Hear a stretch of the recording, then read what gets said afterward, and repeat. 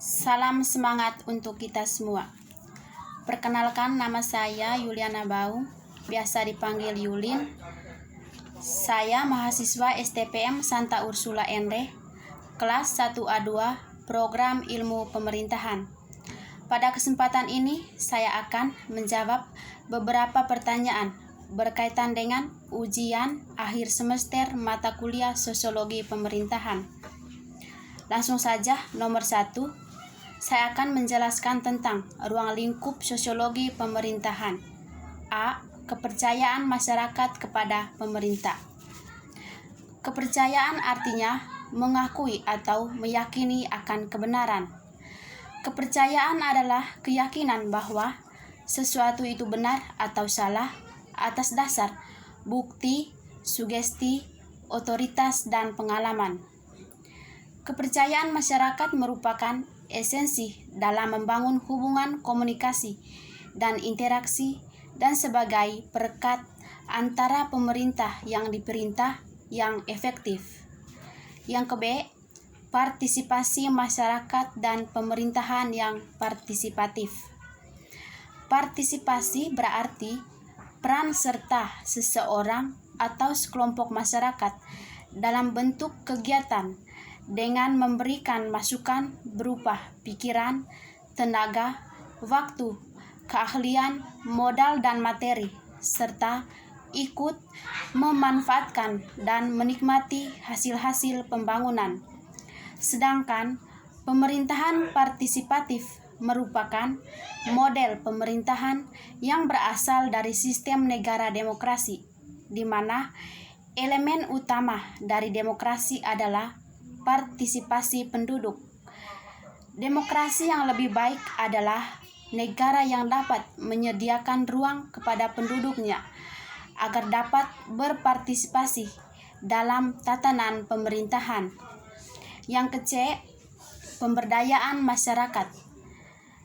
Pemberdayaan diartikan sebagai memberi kekuasaan, mengalihkan kekuatan, atau mendelegasikan otoritas ke pihak lain. Upaya untuk memberikan kemampuan atau keberdayaan dan kekuasaan kepada masyarakat, sehingga masyarakat itu lebih percaya diri dalam mengolah kewenangan dan kekuasaan sesuai batasan kapasitas dan kreativitas yang ada. Yang ke-D, pemerintahan yang bertanggung jawab. Pemerintahan yang bertanggung jawab adalah konsepsi dari sistem pemerintahan yang mengandung prinsip akuntabilitas parlementer yang menjadi dasar dari sistem demokrasi. Pemerintahan yang bertanggung jawab atas akuntabilitas parlementer memanifestasikan dirinya dalam beberapa cara. Yang pertama, para menteri bertanggung jawab kepada parlemen atas keputusan mereka dan kinerja departemen mereka. Yang ke-E, pelayanan pemerintah.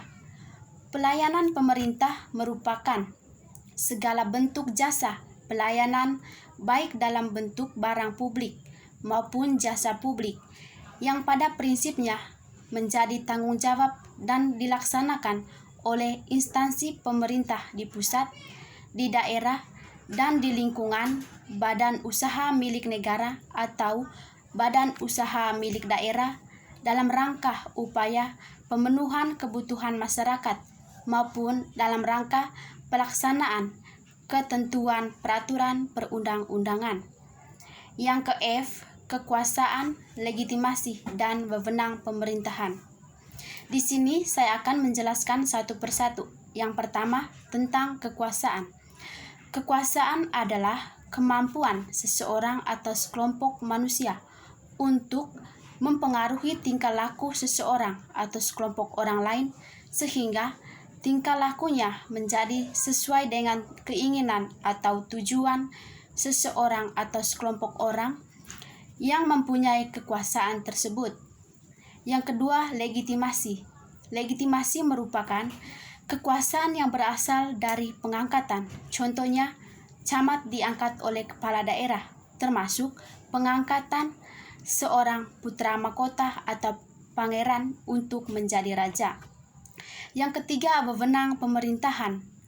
Wewenang pemerintahan adalah kekuasaan yang resmi, mengandung keabsahan melalui suatu proses pengangkatan, adanya surat tugas. Contohnya, seorang atasan mempunyai hak dan kewajiban menegur bawahannya ketika melakukan sesuatu yang menyalahi aturan, misalnya dengan teguran secara lisan ataupun tulisan surat peringatan. Yang ke-G, kepemimpinan pemerintahan. Kepemimpinan pemerintahan adalah terapan teori kepemimpinan di dalam bidang kepemerintahan.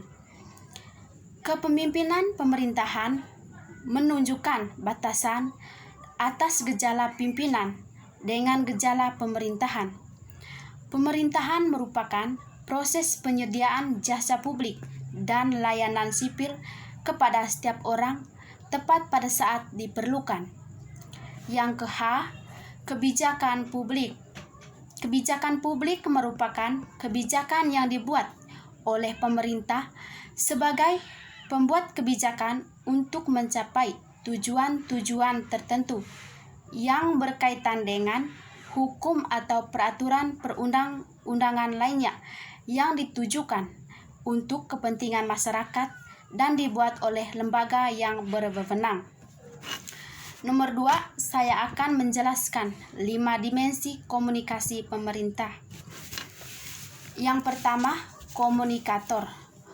Komunikator berperan mampu menyampaikan pesan informasi. Akan tetapi, komunikator tidak efektif dalam penyampaian pesan. Yang kedua, pesan. Kebenaran serta kejelasan pesan dalam penyampaian pesan atau informasi relevansi.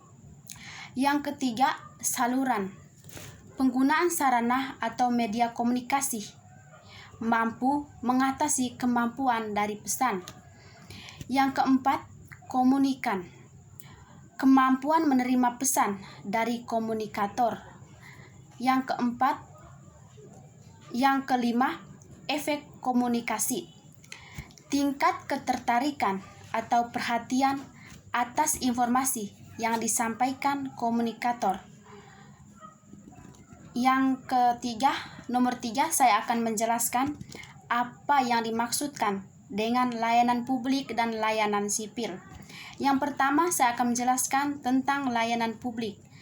Layanan publik merupakan segala bentuk kegiatan pelayanan yang dilaksanakan oleh instansi pemerintah pusat di daerah dan dilaksanakan di lingkungan BUMD dalam bentuk barang atau jasa, baik dalam rangka pemenuhan kebutuhan masyarakat maupun dalam rangka pelaksanaan perundang-undangan. Contohnya pelayanan kesehatan. Yang kedua, saya akan menjelaskan tentang layanan sipil. Layanan sipil merupakan hak, kebutuhan dasar, dan tuntutan setiap orang lepas dari suatu kewajiban. Contohnya, layanan sipil antara membuat kartu tanda penduduk sebagai pengakuan hak kewarganegaraan dan kartu keluarga. Nomor 4, saya akan menjelaskan tentang faktor penyebab rendahnya kualitas layanan sipil dan layanan publik, serta bagaimana untuk meningkatkan kualitas pelayanan sipil dan pelayanan publik. Yang pertama, saya akan menjelaskan tentang rendahnya kualitas layanan sipil dan layanan publik dipengaruhi oleh faktor SDM aparatur, di mana faktor SDM aparatur ini yaitu kurangnya sumber daya manusia akan pengetahuan dari aparatur. Yang ke-B, organisasi birokrasinya tidak bekerja sama atau kompak. Yang ke-C, faktor tata laksana. Pelaksanaannya tidak efektif dan efisien. Pelaksanaan dalam sebuah organisasi atau sebuah instansi pemerintahan itu tidak efektif dan efisien. Yang keempat, kinerja birokrasi. Kinerja birokrasi ini yang tidak profesional ataupun tidak bertanggung jawab dalam menjalankan tugas dan fungsinya. Yang kedua, saya akan menjelaskan tentang bagaimana peningkatan kualitas pelayanan publik dan pelayanan sipil. Yang pertama, memperbaiki pelayanan, penyediaan pelayanan yang lebih sensitif. Yang kedua, memperbaiki akuntabilitas lokal, meningkatkan pengaruh dan kontrol publik, membuat kinerja lebih kelihatan kepada masyarakat.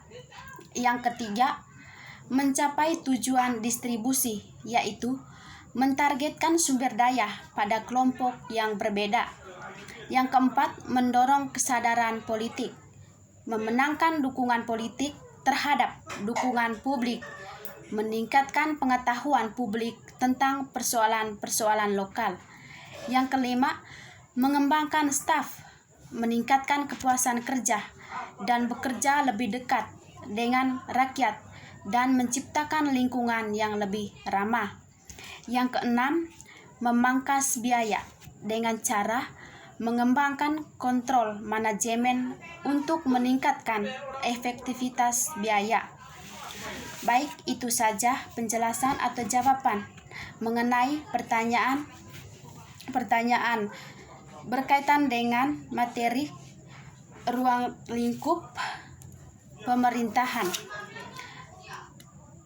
mata kuliah sosiologi pemerintahan. Sekian dan terima kasih.